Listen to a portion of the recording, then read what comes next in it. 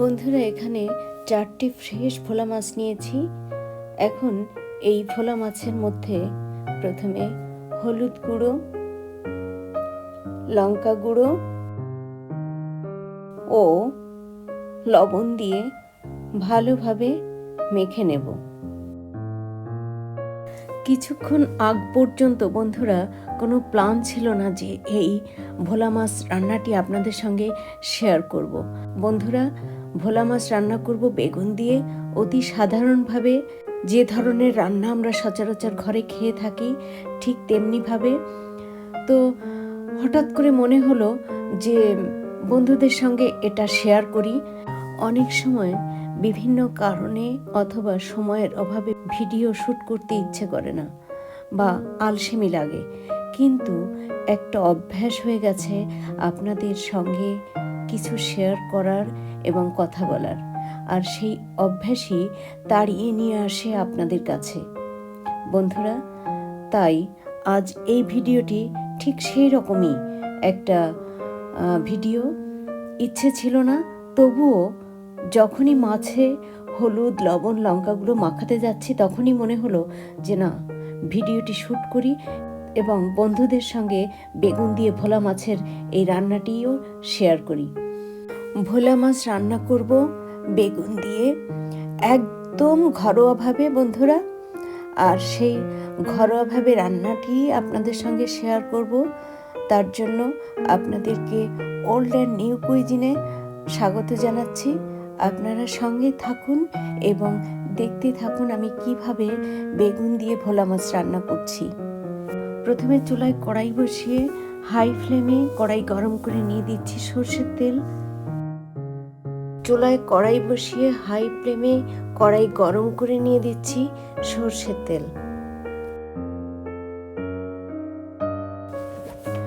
এখন খুন্তি দিয়ে সরষের তেল কড়াইয়ের গায়ে খুব ভালোভাবে লাগিয়ে দিচ্ছি।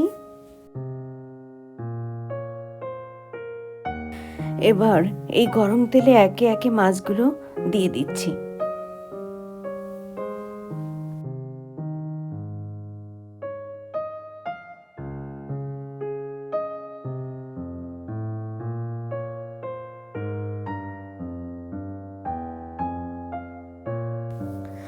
গরম তেলে মাছগুলো দেওয়ার পর চুলার ফ্লেম মিডিয়াম করে দিলাম, যাতে মাছগুলো খুব ভালোভাবে ভাজা হয়।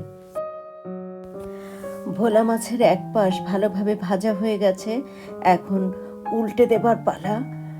কিন্তু বন্ধুরা, এক হাতে ফোন ধরে ভিডিও শ্যুট করছি, আর সেটা ভালোভাবে যাতে শ্যুট হয় তার কারণে ক্যামেরার দিকে নজর রাখছি। এজন্য মাছ উল্টাতে একটু সময় লাগছে।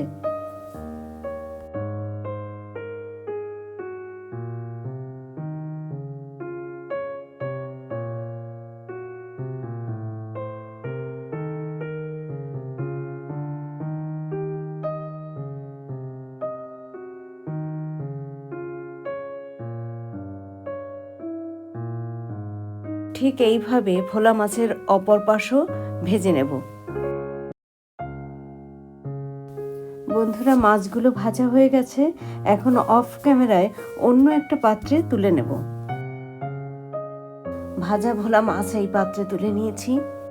বন্ধুরা, এখানে বলে রাখি, এই যে মাছ আমি ভেজে রাখছি, এই মাছ 3 থেকে 4 ঘন্টা পরে আমি রান্না করব। অর্থাৎ মাছ ঠান্ডা হয়ে শক্ত হবে, তারপর আমি বেগুন দিয়ে রান্না করব, আর তখনই আপনাদের সঙ্গে শেয়ার করব। বন্ধুরা 3 থেকে 4 ঘন্টা পর ভোলা মাছ রান্না করার কথা ছিল, কিন্তু যে কোনো কারণেই হোক এই মাছ আর রান্না করা হয়নি। প্রায় 1 দিন পর এই মাছ আমি রান্না করছি, আর সেই সময়টুকু আমি ফ্রিজে রেখে দিয়েছিলাম। তো রান্নার 10-15 মিনিট আগে এই মাছ আমি বের করে নিয়েছি। ভোলা মাছ বেগুন দিয়ে রান্না করার জন্য এখানে বেগুন লম্বা লম্বা করে কেটে নিয়েছি, কাঁচা লঙ্কা চিড়ে নিয়েছি, পেঁয়াজ একটু মোটা করে কুচি করে নিয়েছি, আর রসুন থেতো করে নিয়েছি, সঙ্গে নিয়েছি ধনেপাতা কুচি। বেগুন দিয়ে ভোলা মাছ রান্নার জন্য আর যে যে উপকরণ লাগবে বন্ধুরা, তা রান্নার সময়ে আপনাদের সঙ্গে শেয়ার করব। মাছ ভাজা কড়াইটা ভালোভাবে ঢেকে রেখেছিলাম। এখন সেই কড়াইটা চুলায় বসিয়ে মিডিয়াম ফ্লেমে গরম করে নিয়ে দিচ্ছি পরিমাণ মতো সরষের তেল। তেল গরম হয়ে গেছে, ভালোভাবে কড়াইয়ের গায়ে লাগিয়ে দিচ্ছি।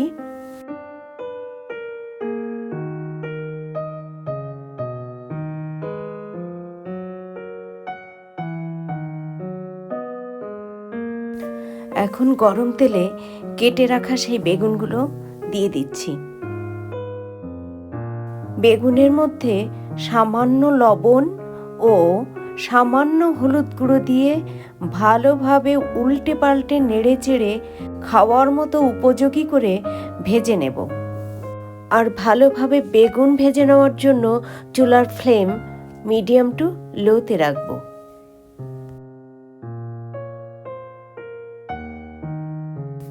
বন্ধুরা দেখুন, বেগুনের এক পাশ ভাজা হতেই উল্টে দিয়েছি আর এক পাশ ভাজা হওয়ার জন্য। খাওয়ার মতো উপযোগী হিসেবে বেগুনগুলো ভাজা হয়ে গেছে। এখন কড়াই থেকে তুলে নিচ্ছি। দেখুন বন্ধুরা, বেগুনগুলো ভাজা হয়ে নরম হয়ে গেছে।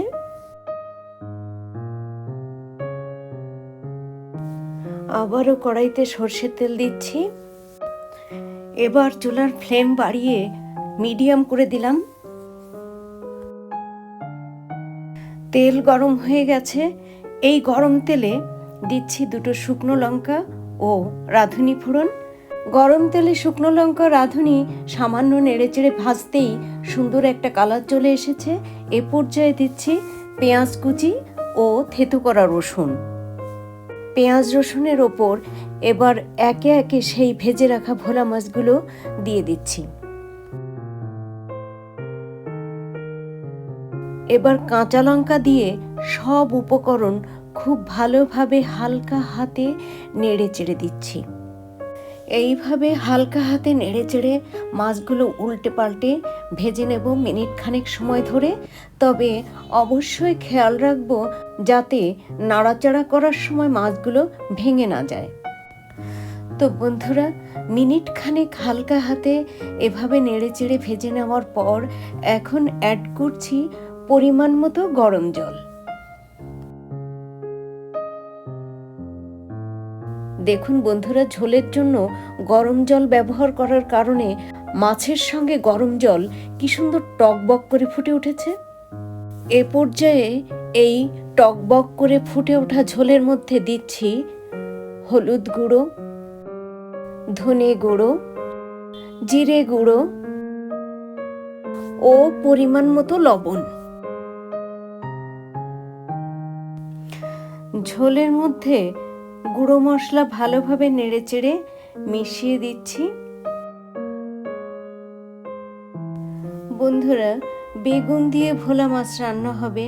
আর যে বেগুন এই মাছের ঝোলে দেব, আপনারা দেখেছেন সেই বেগুন আমি খুব ভালোভাবে ভেজে নিয়েছি।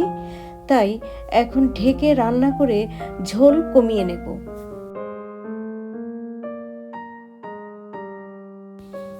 ঢাকনা তুলে নিচ্ছি। দেখুন বন্ধুরা, যথেষ্ট ঝোল কমে গেছে। এখন এই পর্যায়ে এই ঝোলের মধ্যে সেই ভেজে রাখা বেগুন দিয়ে দেব।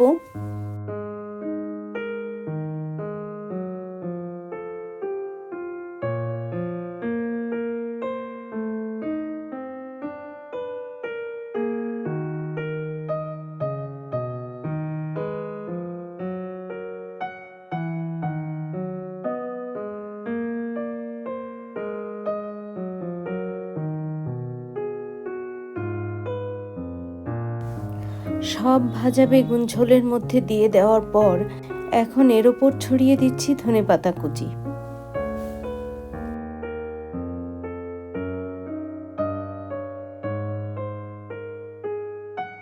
বেগুনের ওপর ধনেপাতা কুচি একটু ছড়িয়ে ছড়িয়ে দিচ্ছি।